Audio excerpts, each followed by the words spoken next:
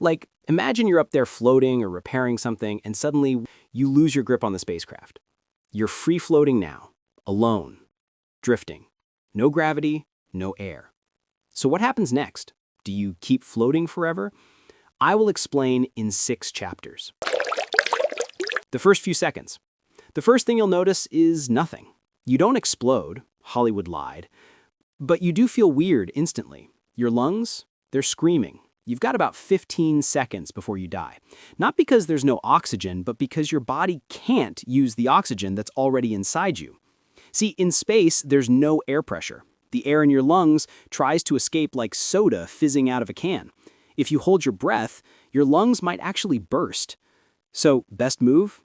Exhale. Hard. Yep, if you ever find yourself floating through the void, step 1 is breathe out. And then you drift. 2. The next minute. Now your skin starts to feel like tiny pins or gentle electric sparks on your skin. Not burning, but kind of prickly. That's because the water in your body is starting to boil. Not hot boiling, but low pressure boiling. In space, the boiling point of water drops way below body temperature. So your spit, tears, and the surface of your skin, tiny bubbles start forming. You don't pop like a balloon, but your body does puff up a little like a marshmallow left in the microwave. You'd look weird, but you'd still be one solid piece of human. Then, about 10 seconds later, you faint. Your brain runs out of oxygen, and you black out. But don't worry, that's actually good. You won't feel what comes next. 3. The next few minutes. Okay, you're unconscious now, drifting. What's happening to your body? Surprisingly, not much. You wouldn't freeze instantly, even though space is freezing cold.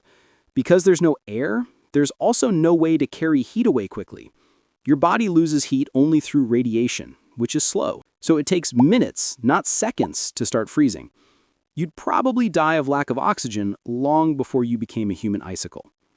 After about 90 seconds, your heart stops, your brain shuts down. If no one rescues you, you'll just float. But what if you keep falling? What if instead of floating, you actually fell, like toward something? Say you're near Earth, but outside the atmosphere. You fall, but not straight down. You orbit. See, falling in space isn't like falling off a cliff. You're always falling around the planet. That's what orbit is. The International Space Station, constantly falling. It's just moving forward so fast, about 27,600 kilometers per hour, that the curve of Earth keeps missing it. So technically, astronauts are falling forever. They are in free fall, but they never hit the ground. That's why they feel weightless. They're not floating, they're falling continuously, just like a roller coaster that never stops. But what if you fell into something else? What if you were farther out between planets? Let's say you're out there between Earth and Mars. You lose your tether. Now what? Well, in that vast space, gravity is super weak. You'd still be influenced by nearby planets or the sun, but it would take a long time, like years, decades, or even centuries for those forces to noticeably pull you anywhere. Without any air, there's no drag to slow you down. So wherever you were going at the moment you let go, that's the direction you'll keep drifting forever. Is there any hope? Is there any way to fall in space and survive? If you're in orbit around Earth and you're wearing a suit, you could use tiny bursts of gas or even push off with your arms to move.